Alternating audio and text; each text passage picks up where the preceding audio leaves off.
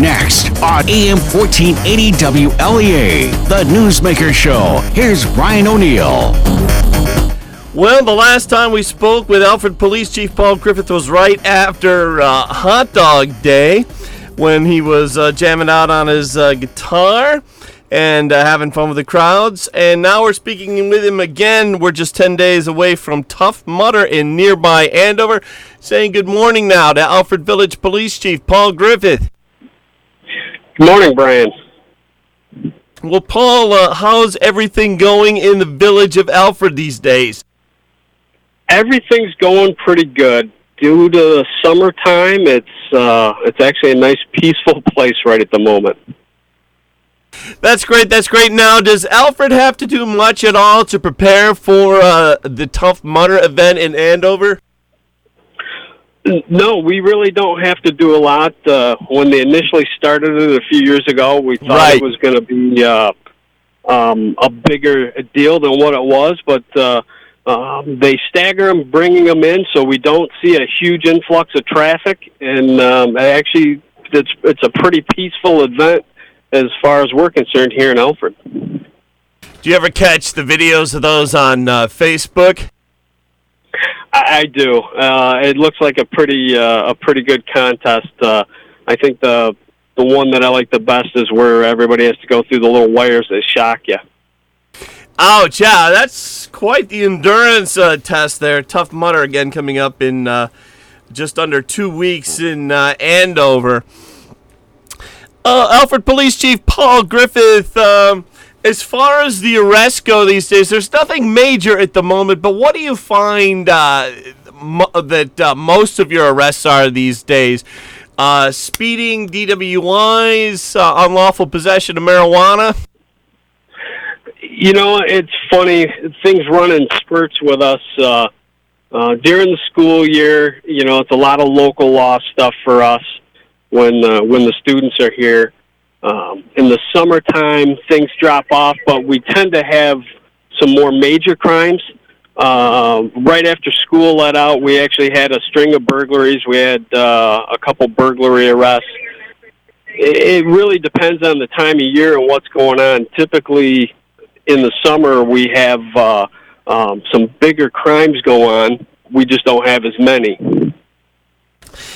Now, marijuana, there's been some changes to the marijuana laws in New York State. Has Albany informed the local police departments across the state yet when those changes go into effect? And what are the changes? I believe that, if my memory serves me correctly, it's you'll give someone a ticket and they get a fine, but no one can be incarcerated anymore for marijuana offenses. Yeah, I'm not sure exactly of the actual changes yet. I haven't really seen them. But the way it works, the way it's always worked for quite a long time, is we couldn't do anything more than write an appearance ticket for a UPM anyways.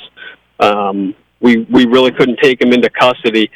I think the changes are actually if you've got bigger amounts. Like I said, I haven't really read up on exactly what the changes are. But I don't know if it's really going to impact things too much. Unless they outright legalize marijuana, I don't see any real big changes from what we're already doing. Alfred Police Chief Paul Griffith, our guest this morning on Newsmaker. There was a manhunt last week in both Allegheny and Livingston County. They were looking for 31-year-old Edward Bancroft of Angelica. Now, from the reports that I got from the Wellsville Regional News page, and I believe the Batavia Daily News, John Anderson, who still keeps pretty good track in Batavia of Allegheny County News, the reports I saw had the manhunt going on in places like Birdsall and then over in Wyoming County as well. At Livingston County too. Tell me, did Alfred take part? Was there any was any of the manhunt going on in the village of Alfred?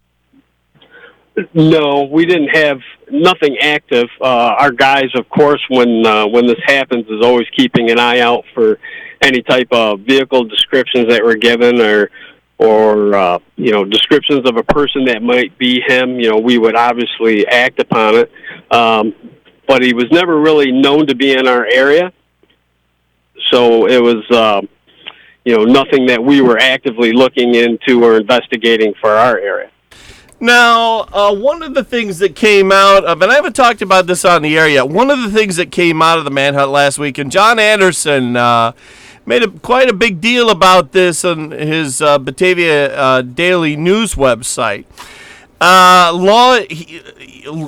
shouldn't speak for law enforcement, but I can say that John Anderson, as a reporter, seemed to express a lot of frustration with the new laws out of Albany that you can't send out mugshots of suspects, especially in a manhunt type situation.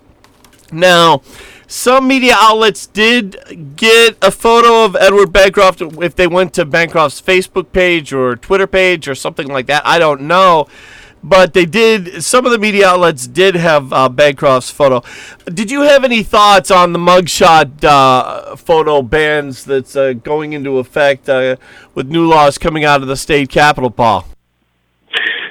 Yeah, I think a mugshot's not a bad thing to get out to people in certain cases, so they can help us identify somebody quicker. Not being able to release photographs of people, and typically the photographs that we would have of somebody would be a mugshot or an older mugshot. Us being barred from doing that makes it difficult to get a positive identification sometimes, especially for, if you've got it out to a certain community and they don't know who this person is, it can definitely help develop a lot of leads. So I don't see it's helping us at all. I'm not really sure their whole reason behind it. I don't see where it would really impact a lot of people, even certainly people that have been arrested. I don't see where it negatively impacts them by having their photograph released, especially this day and age of social media where everybody's got their picture out on the internet anyways.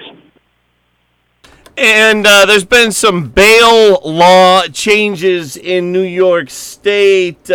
Reading off the Democrat and Chronicles website now, cash bail. Prison advocates have long railed against a law that requires cash bail in the case of minor arrests, which can lead to inmates who cannot afford it to linger longer in prison than they need to. A little opinion there from the Democrat and Chronicle.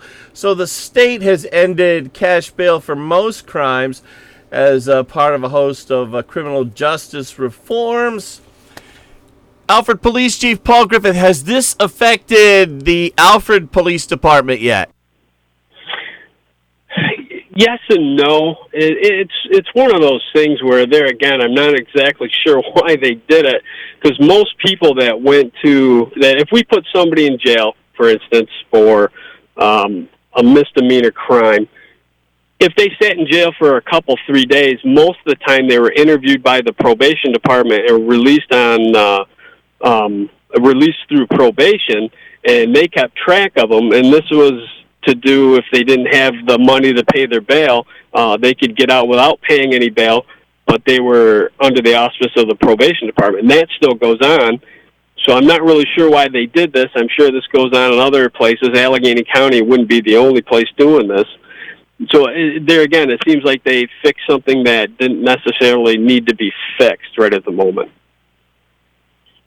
Talking to Alfred Village Police Chief Paul Griffith, there were some gun laws that went into effect. I think it was 6 gun bills that passed in the legislative session, adding on to the New York State SAFE Act. I don't think any of them are going to affect what you guys do in the village of Alfred. I'm guessing it's pretty rare that you'd have a pullover that involved any kind of weapons when you're talking about at least the student population, Paul Griffith. It is rare that we get a real weapon. The one problem we run into here in Alfred, and we run into it quite a bit, is a lot of students will have realistic-looking BB guns or airsoft weapons that look exactly like a real weapon. There is no orange tip. There's no indicators on it that from a distance, definitely even a close distance, that make it look like a toy or or what it is, a BB gun. And the problem that we run into as law enforcement is if somebody were to pull one of those out on us, we don't know if it's real or not. And, it's always a fear of law enforcement that we're going to end up, shooting, having a shooting incident with somebody that's pulled the toy gun out on us. Because we just can't tell. And, from our perspective as law enforcement and the way that we're trained, you're not going to let somebody point a weapon at you very long before we need to do something about it. And like I said, those have become a big issue for us. They're not allowed on the campuses, and I would strongly urge that if you're coming to college, you leave that stuff at home. Because most of the time we found out, and we've had a few incidents last year where BB guns or airsoft weapons were used to in a couple robberies where people had reported it to us as being a real gun, and later we identified it as being a toy gun. Yeah, and with the whole school shooting problem, I would think that the idea of college students or even high school students, quote unquote, playing guns like kids used to back in the 70s and 80s when we were coming up, Paul, I would guess that's a little bit more rare. Yeah. These guns have been, I don't want to say an epidemic for us, but, we probably take every semester probably a half dozen or better off the campuses. And last hot dog day, we actually stopped a car from guys that were visiting. They just bought one of those weapons at Walmart, had it in the trunk of their car, and were coming here for hot dog day.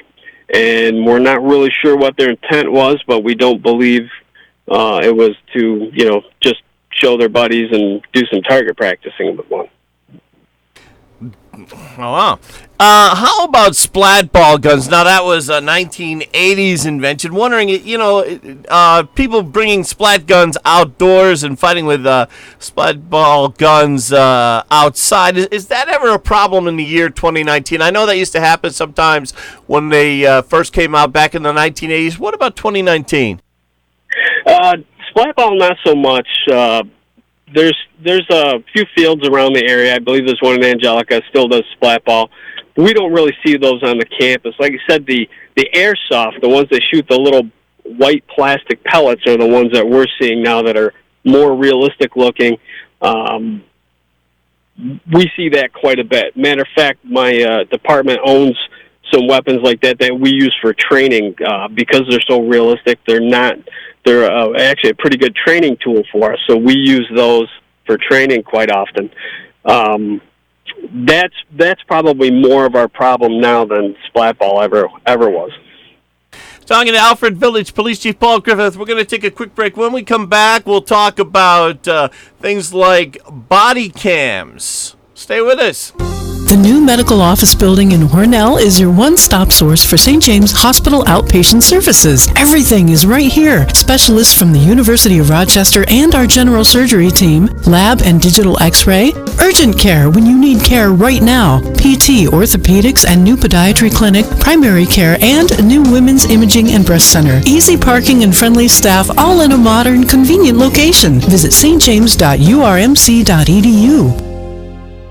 Oil investments involve a high degree of risk and are only suitable for SEC-accredited investors. With the stock market at all-time highs, cash in your profits now and invest in a tax-advantaged asset that can potentially provide income for up to 20 years. Have you recently sold a business with major capital gains? Are you an ultra-high net worth investor? If you are an accredited investor, you can learn how to potentially achieve up to 20 years of income and deduct 100% of every dollar invested against all forms of income. Call 1-800-278-7455. Encore is drilling in potentially one of the most prolific horizontal oil plays in the eastern U.S. next to proven production. Call 1-800-278-7455. If you're accredited and qualified to invest $250,000 or more, Call 1-800-278-7455. You'll be calling directly to the home office of Encore Energy. That's 1-800-278-7455. 1-800-278-7455. And we're on the line live this morning on our Newsmaker line with Alfred Village Police Chief Paul Griffith. Now, body cams for law enforcement, that was a big issue over the last few years. Do they have body cams for the police officers in Alfred, Police Chief Griffith? Yes, we just actually upgraded ours from these. We had Move cameras, and now we've gone to these Wolfcom cameras. They got a little bit better picture, better sound, and a little bit easier to use. But we've used them for quite a while, with quite a bit of success. And the reason that we got them wasn't to make cases better. I mean, as police officers, we've been making cases and DWI cases successfully for years. So we don't really use them as much in a prosecution sense as we do for just to protect our officers from frivolous things that we get accused of.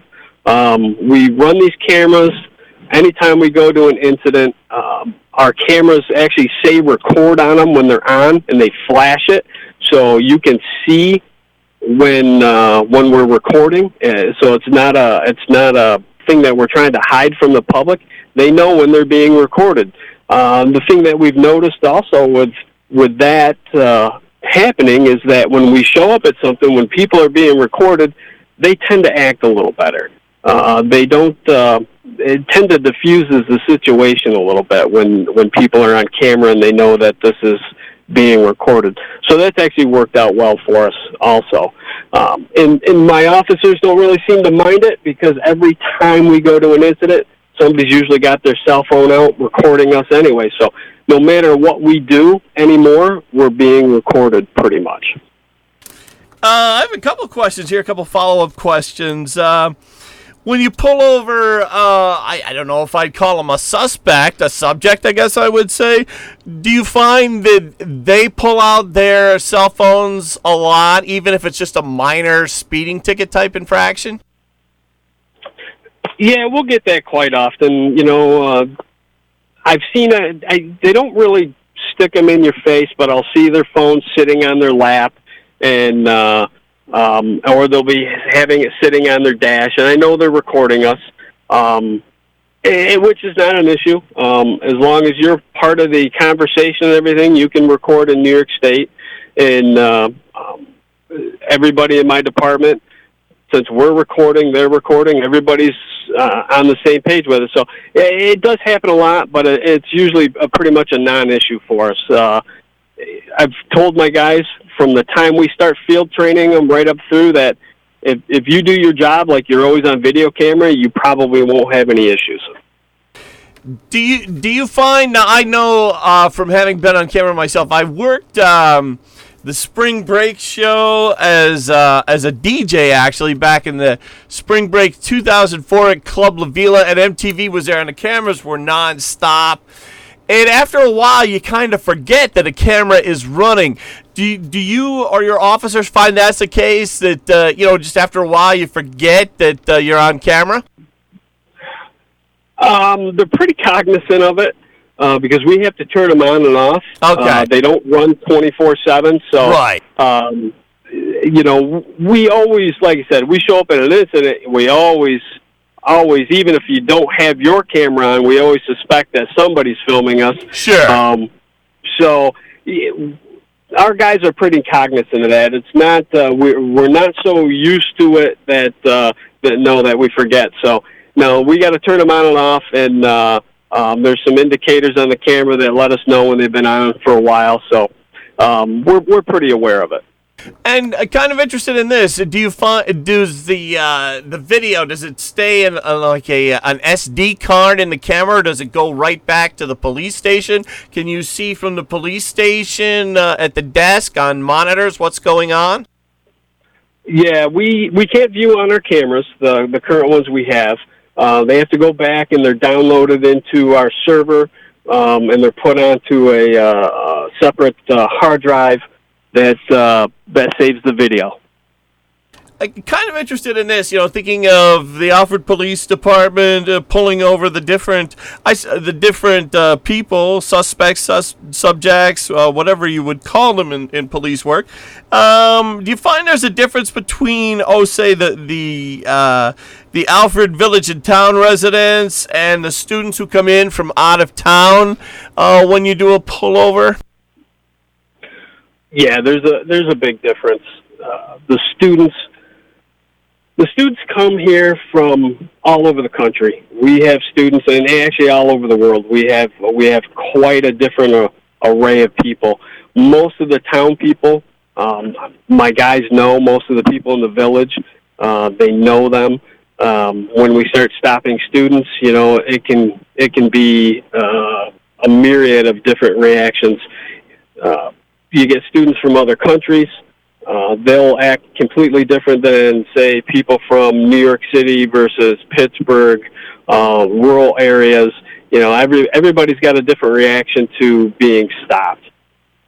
And down to the last 60 seconds or so, different times that you've been on, Police Chief Paul Griffith, we've talked about the attitude towards police. In 2019, what's that like? It's kind of funny. I've noticed now that either they love us or hate us. There's a lot of people that absolutely fear us. They don't like us. They're intimidated by us. And then I've got other people that will go out of their way to thank us for our service. We've had quite a few students that will stop by our office just to talk to us. Because they're very interested in what we do. It's kind of different than when I first started. Now I've noticed, and it may be part of the, politics might play a part of it, but I've noticed the students that like us really like us, and the students that hate us really hate us. It's very interesting. Well, we've had a great conversation this morning with Alfred Village Police Chief Paul Griffith. Thanks for taking time out of your busy schedule, Chief, to talk to us. Not a problem. Always a pleasure.